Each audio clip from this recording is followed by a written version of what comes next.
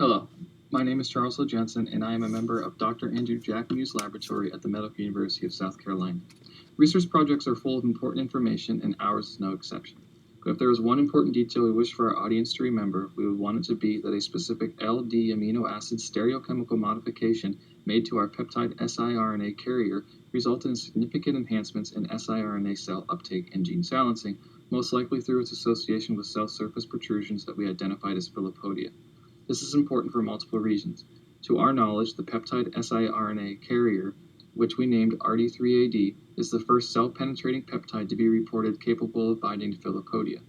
Previous studies have shown that some viruses and bacteria, as well as lipo and polyplexes and exosomes, exploit filopodia to undergo retrograde transport towards the cell body, where at the filopodial base, endocytic hotspots allow for easier cell entry.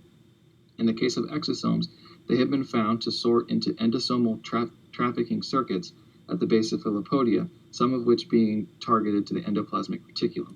Coincidentally, the endoplasmic reticulum has been identified as the central nucleation site for siRNA and miRNA-mediated silencing. Therefore, it is interesting to speculate whether the RD3AD peptide's ability to associate with filopodia is driving the observed enhancements in siRNA uptake and gene silencing via these similar cellular pathways. Additionally, it is important to consider that metastatic cancer cells are rich in filopodia, with which they use to interact with the metastatic microenvironment and grow in secondary tissues. Thus, it stands to reason that the ability to home in on cancer cells rich in filopodia could provide a means to specifically target metastatic cells.